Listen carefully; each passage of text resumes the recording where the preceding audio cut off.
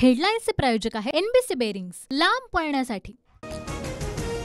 विधान परिषदेच्या 11 जागांसाठी उद्या मतदान। विधान भवनात मतदानासाठी उपस्थित रहा। सर्वच पक्षांनी आपापल्या आमदारांना बजावला वेग। मतांची जुळवाजुळव करण्यासाठी धावाधाव बैठकांचं सत्र। ठाकरे गटाचे नेते काँग्रेसच्या बैठकीत उपस्थित। मिलिंद नार्वेकरांच्या विजयासाठी ठाकरे गटाची फंडिंग, 7 मतांची आवश्यकता।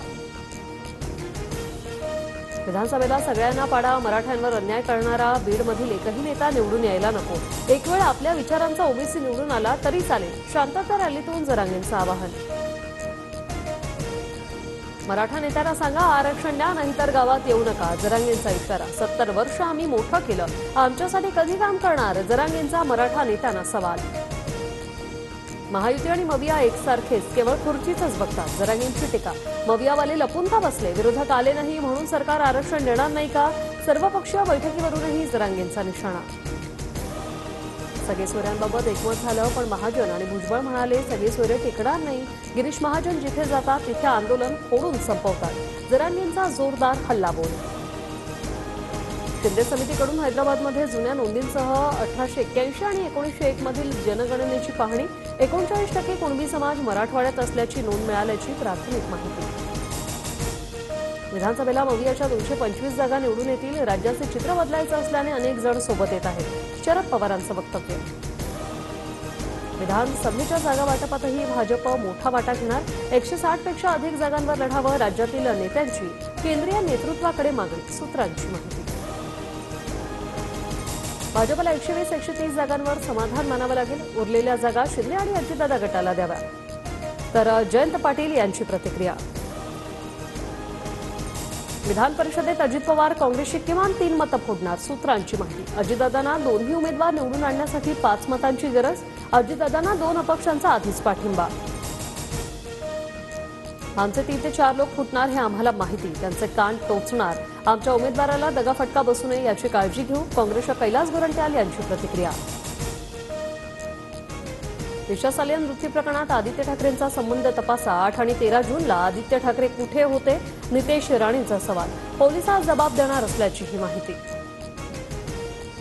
आम्हाला पैसे नकोत, न्याय पाहिजे, आरोपी मिहीर शहाला फाशीची शिक्षा द्या। वरळी हिटंधन प्रकरणातील मृत कावेरी नाखवांच्या पतीची मागणी। रवींद्र धंगेकरांनी घेतली नाखवा कुटुंबियांची भेट। वरळी अपघातातील आरोपी मिहीर शहासह मित्रांनी विस्कीचे 12 पेग रिसवले। अपघाताच्या 4 तास आधी पार्टी, 25 वर्ष पूर्ण नसतानाही दारू दिल्यानं बारवर तोडक कारवाई। बेकायदेशीरपणे गाडीवर लाल दिवा लावणं भोवलं, पुणे पोलिसांकडून प्रशिक्षणार्थी आयएस पूजा खेडकरांना 21,000चा दंड, तर कारवाईबाबत बोलण्यास पूजा खेडकरांनी टाळलं। वादग्रस्त आयएस अधिकारी पूजा खेडकरांचे व्हॉट्सअप चॅट समोर, पोस्टिंग आधीच पूजा खेडकरांची कार, केबिन आणि निवासस्थानाची मागणी। जिल्हाधिकारी कार्यालयातून जारी केलेल्या अहवालात व्हॉट्सअप चॅटचा समावेश। पूजा खेडकरकडे 17 कोटींची संपत्ती, आई-वडिलांकडेही बेहिशोबी मालमत्ता, माहिती अधिकार कार्यकर्ते विजय कुंभार यांचा आरोप, तर पूजा खेडकरने आरक्षणाचा गैरफायदा घेतला, आनंद दवेंची टीका। लंडनमधील वाघनखं शिवरायांनी वापरल्याचा कुणाचा दावा नाही, शिवप्रेमींनी मागणी केल्यावर आपण वाघनखं इकडे आणण्याचा प्रयत्न केला, मुनगंटीवारांचं विधान।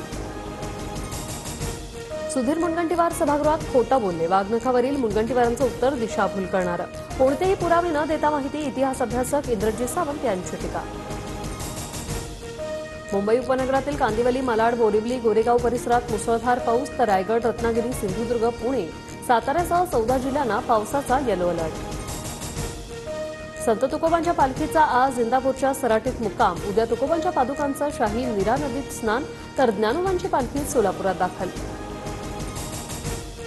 माजी अग्निवीरांना सीआयएसएफ, बीएसएफच्या निमलष्करी दलाच्या नोकरीत 10% आरक्षण देणार, योजनेत सैनिकांवर कोणताही अन्याय होणार नाही, गृह मंत्रालयाकडून स्पष्ट। हेडलाईन्सचे प्रायोजक आहे एनबीसी बेरिंग्स, लांब पळण्यासाठी।